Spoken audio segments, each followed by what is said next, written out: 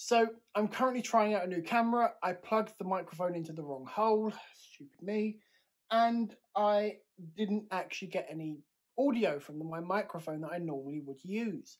I'm really sorry about that. So it is using the internal microphone on the camera. Hopefully you guys can bear it. I'm sorry. Next time, I'm still learning this camera. Yeah, just excuse the poor audio this time. Right, so hey everyone and welcome back to another budget photography video. So, it's 2022. I've made some changes to how I store my footage and how I store my photos. Storage in general, actually. And it's a bit of a jank, crappy setup, but I'm actually really impressed by it. Why don't I go and show you it and show you how I made it? So, a while ago, you may remember this setup just here. Well, not exactly this setup. There's a few things that have changed. And they're for the better. Now, in a recent video, I said to you that I was going to be getting rid of my Mac Mini and going over to a MacBook Air. And I did indeed do that. My MacBook Air is right here. Right there. Portability, it's great. But I then had a redundancy for a a Mac Mini, sorry. I didn't need it. Now, there were many things I could have done with it, but I decided to use it as a server. So it's still in its original place, but it now works for me, if you get what I mean. If I bring this here and then, you know, I really should probably hire a cameraman of some kind. Because I've got lots of equipment to do this stuff, but no one to help me. Let's bring you right the way down so you guys can see. So you may remember a while ago I had an 8TB drive. Well, I still have that, to an extent. I took it apart, and I took this part out because I wanted to test it on something, and that test worked. So now what I've got here is my Mac Mini, and if I bring the camera down to a better level so that you guys can see better, you can obviously see the Mac Mini is here. Now, this only has 256 gigabytes of storage, and that's fine. That is not why we're here. Because this Mac Mini is working as a NAS, and a NAS is a network-attached storage. Now, I didn't really want to pay another £300 odd for an enclosure. I've got an 8TB drive, but I didn't want to pay £300 or more from other people, other companies, sorry, just for a casing. Maybe an app, when this can do it for me. And what I mean by that is probably the jankiest setup you will ever see. Back here, I have an 8TB drive. I'm not kidding. That drive that I had in my Western Digital is plugged in and powered, and it's plugged into this Mac Mini. So as I said, I've got my 8TB plugged into this.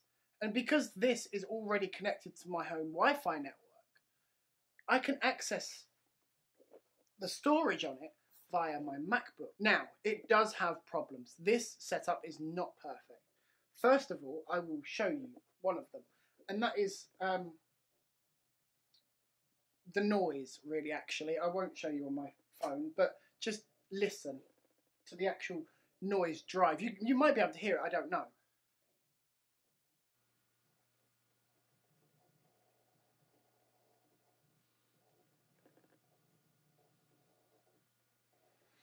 So yeah, it's a very loud drive, and I do have another one just here. Now this is another Western Digital, but this is actually oh god. This is one I picked up. I salvaged it out of an old Apple computer that I picked up for around £30. and it's a 1 terabyte Western Digital hard drive.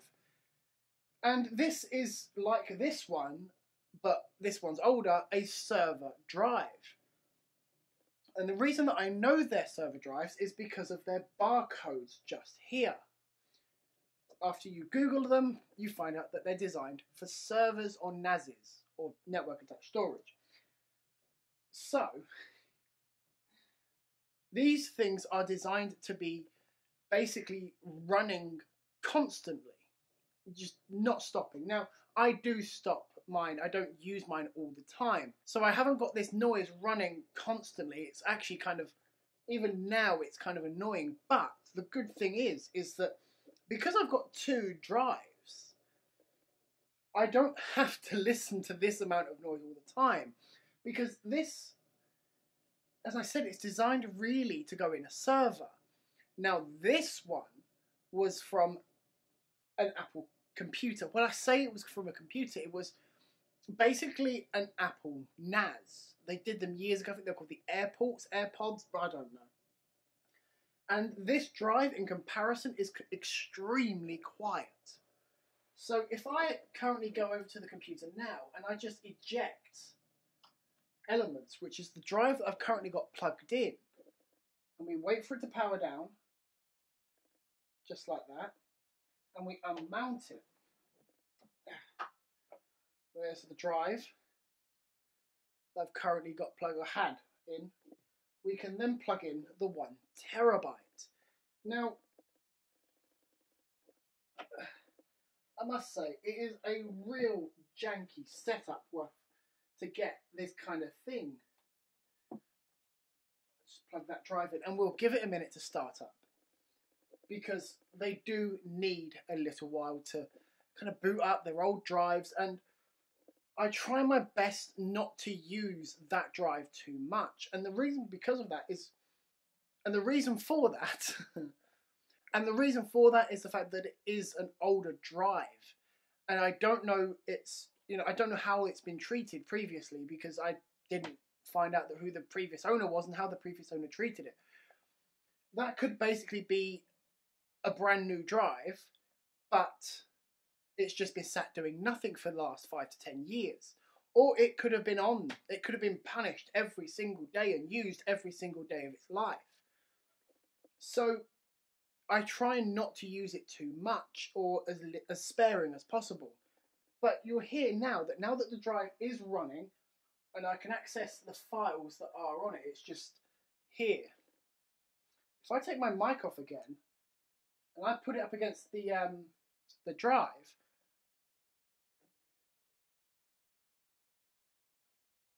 you can probably still hear my voice over that drive. Now, is this kind of setup perfect? No, it's far from it.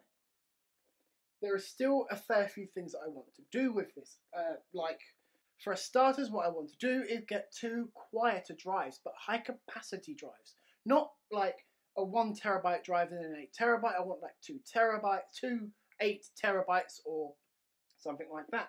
Because even me, a YouTuber that has only been on here about 2 or 3 years, I think I've already used up about 4 or 5 4 or 5 terabytes on this drive, and I probably shouldn't whack that around too much. I'm going to put that down because I don't want to break that drive. One of my main problems is seeing the drive on the network. So if we go here on my screen, I'm sorry for how dirty this screen is, it's got fingerprints and everything all over it. Zoom in.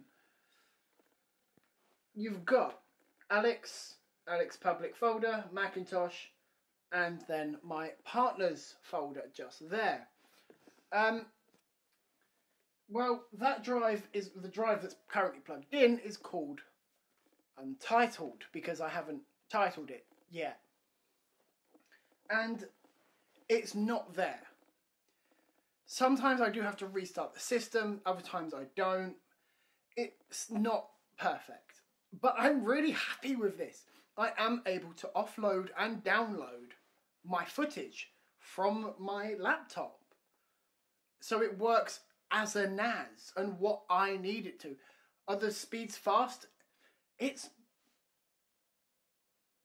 pretty good, actually, to be brutally honest. It's, thinking about it properly, the speeds are not bad. We're not talking about 2 or 3 megabits per second, because I have actually quite fast internet here. Now, yes, it is only a Wi-Fi connection, and I do now deal with big files now, because I am actually shooting in 4K now. I'm not shooting in 1080p. I've recently upgraded my camera, which I'm going to be doing a review on in the coming weeks and or months. But so far, I'm really impressed with said camera. Anyway, so because I'm dealing with bigger files, they're taking longer because the files are bigger. So what I'm thinking is I'm going to literally attach this to my network via Ethernet, but my network is in there, in another room, and this is in here. So it means I have a choice. I can either ring up my ISP and be like, hey, can you send an engineer out to rewire where the box goes, and so I can plug in my NAS? Or do I then just drill a little bit through a wall, which easy, and then get like a 16-foot like Ethernet cable? I think it's called a Cat 6 or something. I'm probably really wrong with that. I'm going to double check that.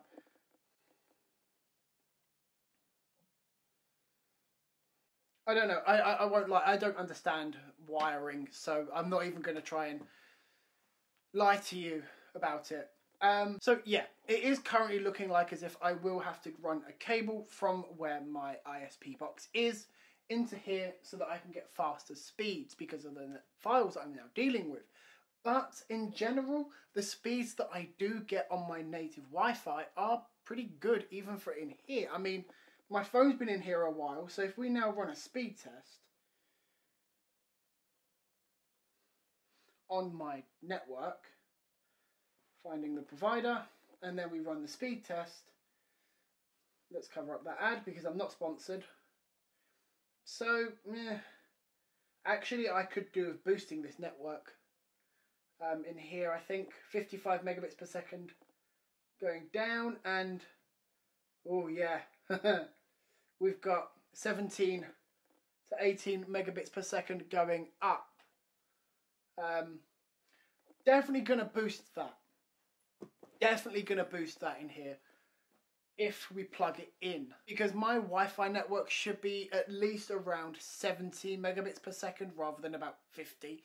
50 down it's pretty good. I mean, I've got, to be fair, I've got a lot of devices on my network. I've got this, I've got my phone, my partner's phone, my tablets, laptops, smart bulbs. So yeah. So I do actually have a lot of internet traffic on my box. So that is probably throttling some of my speeds. But for now, this little thing should be perfect for me. And maybe even for you if you're looking to get into making a temporary NAS. You can pick these 8 terabytes from Western Digital up for about £100 to £150, and then, now yes, this is an M1 Mac Mini, but you could in theory get last year's one, or even one that is again about £200 or £300. So 8 terabytes, a Mac Mini, and if you're not in the Apple ecosystem like I am, you could probably get it cheaper than a Mac Mini. Anyway guys, thanks for joining me in this video, and I'll see you in the next one.